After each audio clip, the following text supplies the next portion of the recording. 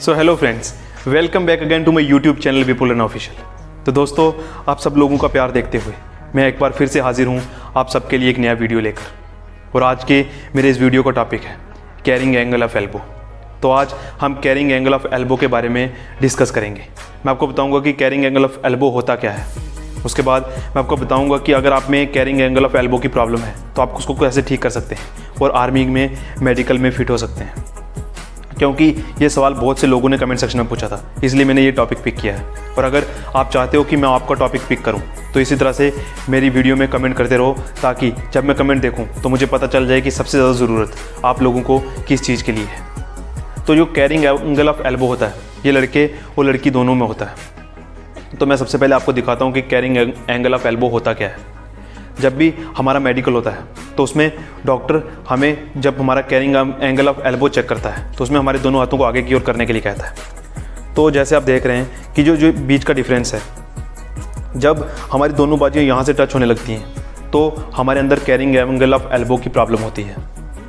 तो आप देख सकते हैं कि मेरी जो दोनों बाजुओं के बीच में डिफरेंस है, तो मुझे ये दिक्कत नहीं थी, इसलिए मुझे मेडिकल में कोई भी दिक्कत नहीं आई। तो तुम्हें लग रहा होगा कि मेरी बाजू सीधी नहीं है, आगे से थोड़ी बाहर की तरफ है, तो ये बाजू सबकी होती है, क्योंकि अगर हमारी बाजू बिल्कुल सीधी होगी तो हमें रनिंग करते वक्त और हमें चलते वक्त काफ़ी दिक्कत आएगी, क्योंकि हमारा जो बाजू होगी वो हिप के साथ टच होगी, इसलिए हमारी बाजू थोड़ी सी बाहर की तरफ होती है। एक जो नॉर्मल आदमी का कैरिंग एंगल होता है वो 5 से 15 डिग्री तक होता है, इसलिए ये बाजू जो थोड़ी सी टेढ़ी होती है सबकी होती है।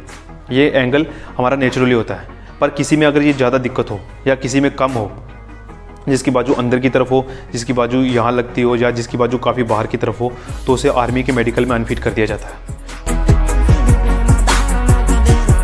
आज मैं आप लोगों को इसी बारे में बताऊंगा कि इसको अगर आप में ये प्रॉब्लम है तो आप उसको कैसे ठीक कर सकते हो बेसिकली। और जो मेजर प्रॉब्लम होती है वो यही होती है कि हमारी बाजू इस यहाँ टच होती हैं, मतलब बाहर की तरफ ज़्यादा होती हैं। तो मैं आपको उसी के बारे में बताऊंगा कि जब हमारी बाजू दोनों टच होने लगें तो उसको हम कैसे ठीक कर सकते हैं। पर उससे पहले आप चैनल को सब्सक्राइब कर लेना और बेल आइकन को प्रेस कर देना, ताकि जब कभी भी मैं आर्मी मोटिवेशनल या आर्मी से रिलेटेड कोई भी वीडियो पोस्ट करूं वो सबसे पहले आप लोगों तक पहुंच जाए। इसलिए मैं आप सबका ज़्यादा टाइम नहीं वेस्ट करते हुए आपको वो एक्सरसाइज बताऊंगा, जिन एक्सरसाइज को करके आप पूरी तरह से कैरिंग एंगल ऑफ एल्बो को ठीक कर सकते हैं।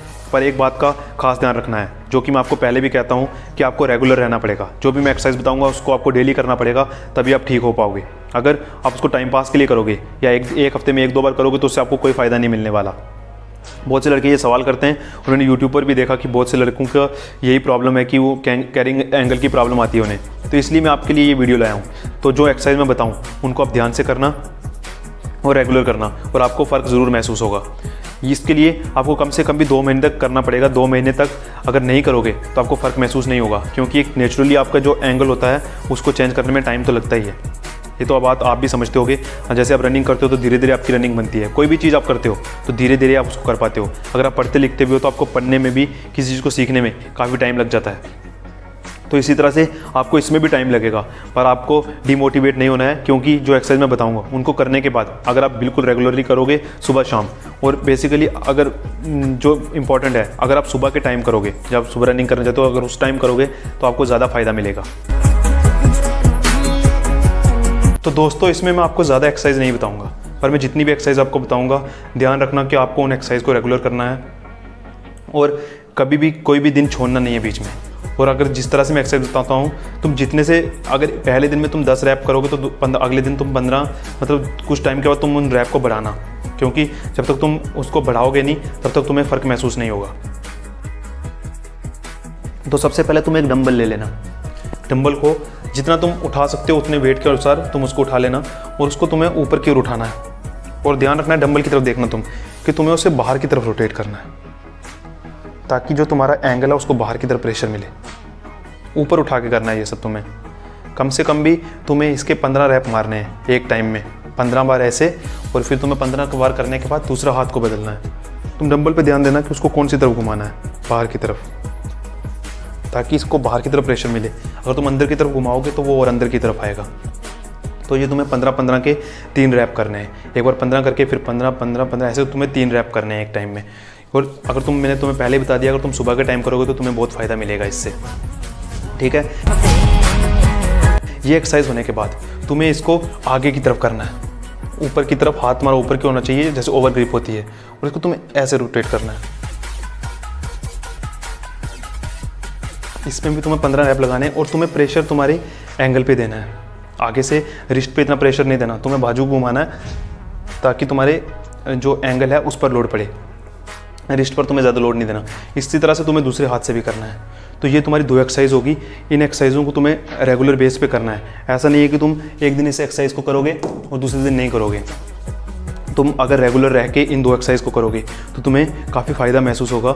ये मेरा वादा है तुमसे, क्योंकि मैंने देखा है, मैंने लड़कों को सजेस्ट भी किया था, उन लड़कों को फ़ायदा भी मिला इन चीज़ों से। तो चलो हम चलते हैं अपनी तीसरी एक्सरसाइज पे। अब हम आ जाते हैं अपनी तीसरी, और जिसे मैं समझता हूँ कि ये सबसे मोस्ट इंपॉर्टेंट एक्सरसाइज है। इस एक्सरसाइज को आप रेगुलर करना। अगर आप पहले वाली 2 एक्सरसाइज नहीं भी करोगे, वो मैं इसलिए कह रहा हूँ अगर आपके पास डंबल नहीं है, ये एक्सरसाइज आप सिर्फ अकेले में भी कर सकते हो। तो ये एक्सरसाइज बहुत मोस्ट इंपॉर्टेंट है। इस एक्सरसाइज को तुम ज़रूर करना। इसके लिए तुम्हें पहले जैसे तुम पुशअप्स लगाते हो उस पुशअप पोजीशन में आ जाना है तुम्हें, बिल्कुल ऐसे। चाहे तुम पाँव को जोड़ भी सकते हो या पाँव को खोल भी सकते हो, वो तुम्हारी अपनी इच्छा है। उसके बाद तुम्हें हाथों को बाहर की तरफ मोड़ देना है, दोनों हाथों को बाहर की तरफ मोड़ देना है। और जो दोनों हाथों के बीच का डिफरेंस होगा वो जो तुम्हारे लिए सफिशिएंट है, जो तुम्हारी बाजुओं के हिसाब से, उस हिसाब से रख लेना। उसके बाद तुम्हें क्या करना है, तुम दोनों बाजू के साथ एक साथ भी कर सकते हो और एक एक बाजू को एक बार भी कर सकते हो। तुम्हें अपने हाथ को बिल्कुल ना हिलाए हुए, उसको बिल्कुल उसकी ग्रिप मजबूत होनी चाहिए जो तुमने ज़मीन के साथ लगाया है। अपनी आर्म के जो कैरिंग एंगल होता है यहाँ से, उसको बाहर की तरफ मोड़ना है, बिल्कुल प्रेशर देके। ऐसा नहीं है कि तुम उसको उस पर प्रेशर ना पड़े, उस पर प्रेशर पड़ना चाहिए। ये तुम्हें 3 रैप लगाने हैं इसके भी, और मैं चाहूँगा कि तुम 20-20 के रैप लगाओ पहले दिन से, अगर तुम जल्दी रिजल्ट चाहते हो तो। अगर एक साथ करोगे दोनों को तो तुम 20-20 इसके एक साथ तुम्हारे 20 हो जाएंगे। इस तरह से तुम कर सकते हो दोनों के साथ।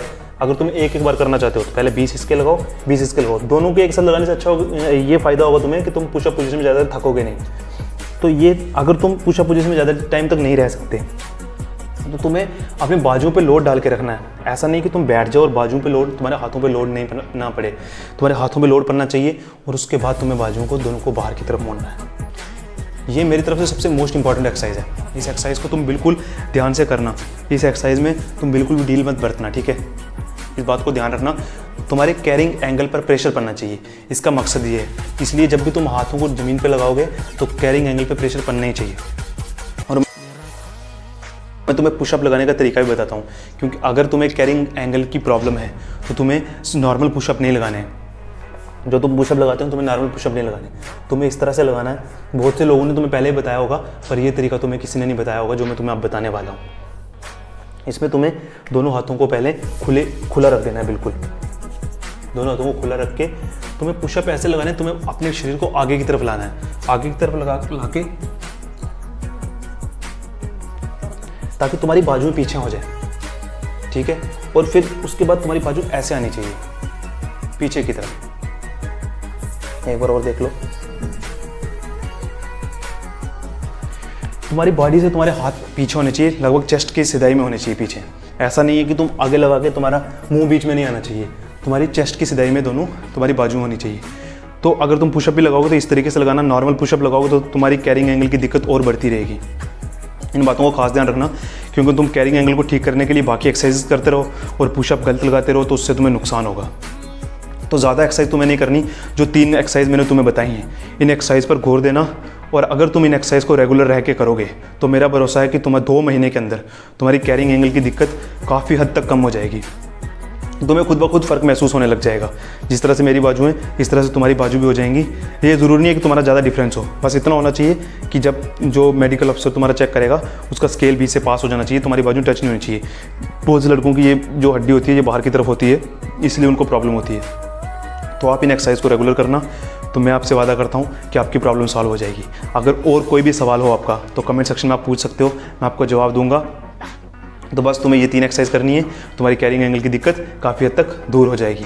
तो आज की वीडियो में बस इतना ही था। और कुछ पूछना हो तो कमेंट सेक्शन में पूछ लेना, और जाते जाते चैनल को सब्सक्राइब और बेल आइकन को प्रेस कर देना, ताकि जब कभी भी मैं आर्मी मोटिवेशनल या आर्मी से रिलेटेड कोई भी वीडियो पोस्ट करूँ वो सबसे पहले आप लोगों तक पहुँच जाए। तब तक जय हिंद, जय भारत।